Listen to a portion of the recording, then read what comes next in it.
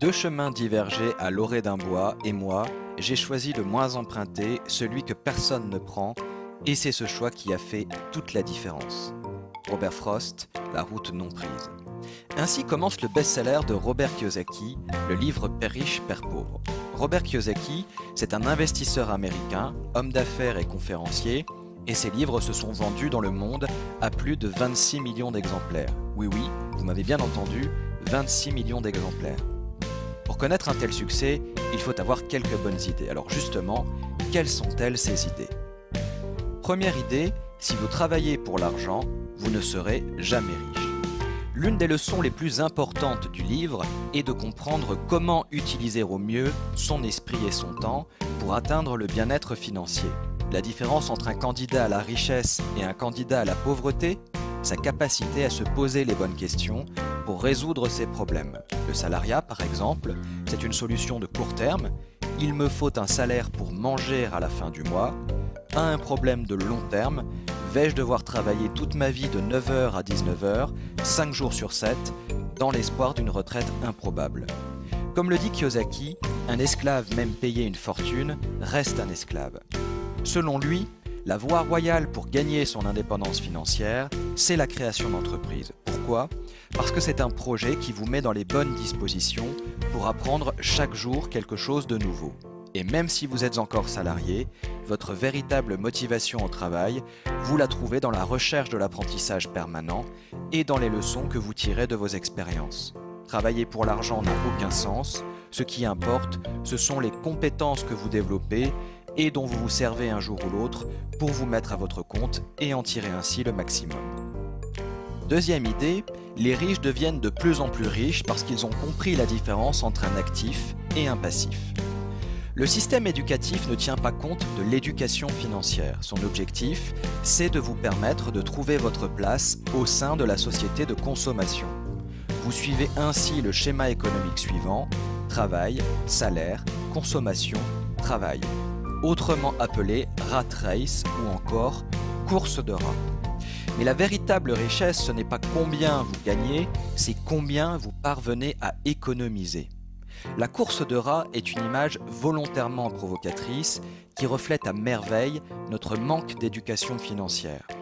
La première étape pour sortir de la course de rats, c'est de comprendre la différence entre un actif et un passif. Un actif, c'est quelque chose qui met de l'argent dans votre poche. Un passif, au contraire, c'est quelque chose qui génère des dépenses et sort de l'argent de votre poche. Les classes moyennes s'appauvrissent car elles ne savent pas faire la différence entre un actif et un passif. Évidemment, puisque personne ne leur a appris à le faire.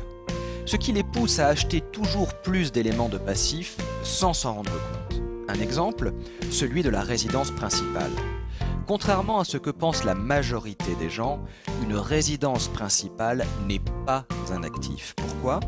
Parce que le flux d'argent que son acquisition génère est négatif. Si vous l'achetez à crédit, l'argent sort de votre poche pour aller dans celle du banquier, merci pour lui. Si vous l'achetez comptant, cela vous coûte un peu moins cher, mais l'argent sort toujours de votre poche pour l'entretien du bien.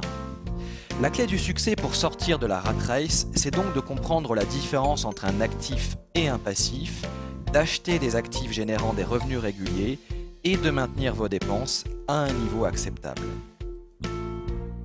Troisième idée, création d'entreprise et investissement immobilier, la voie royale pour quitter la rat race. À quoi cela sert-il de vouloir gravir les échelons de l'entreprise quand vous pouvez posséder l'entreprise ? Robert Kiyosaki s'est lui-même enrichi grâce à la création d'entreprises et à l'immobilier. S'il existe d'autres moyens de s'enrichir et de quitter la rat race, la création d'entreprises et l'investissement dans l'immobilier sont effectivement deux voies possibles et très efficaces, à condition d'en maîtriser les règles élémentaires. Kiyosaki a investi beaucoup d'argent dans l'immobilier à une époque où l'immobilier connaissait un début de cycle haussier, ce qui lui a permis, en plus de son aptitude à dénicher de bonnes affaires, de devenir rentier en l'espace de 3 années seulement.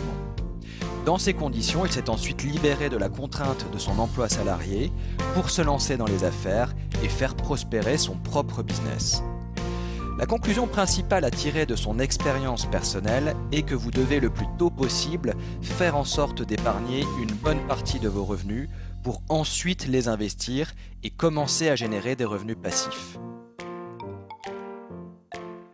Quatrième idée, différents types d'investisseurs pour différents niveaux de richesse. Pour devenir un investisseur professionnel, vous devez adopter le comportement du chasseur plutôt que celui du fermier.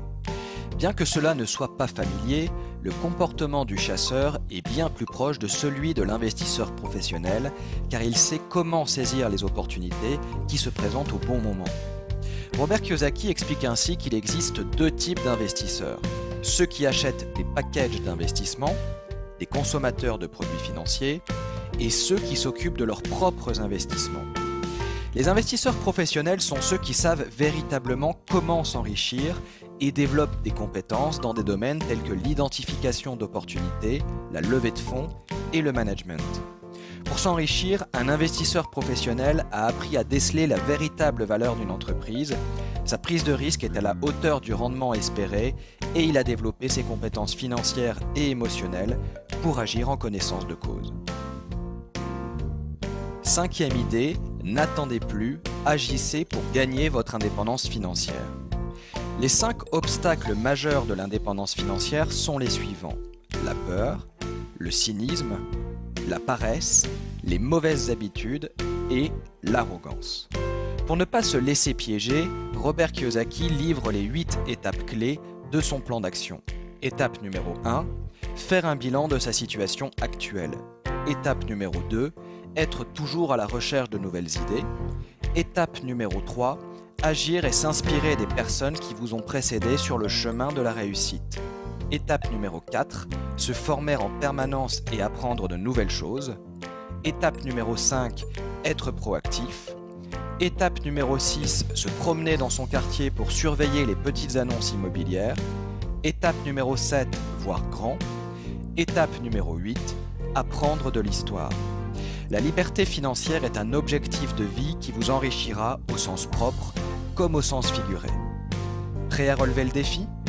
Alors si vous avez aimé cet épisode de l'EFP Radio Show, n'hésitez pas à cliquer sur j'aime. Et si vous souhaitez aller plus loin et bénéficier gratuitement de notre parcours de formation 7 jours pour gagner votre indépendance financière, il vous suffit de vous inscrire en cliquant sur le lien qui apparaît maintenant en haut à droite si vous êtes sur YouTube ou sur le lien présent dans la description de la vidéo juste au-dessus si vous êtes sur Facebook. Et je vous dis à tout de suite de l'autre côté. Salut!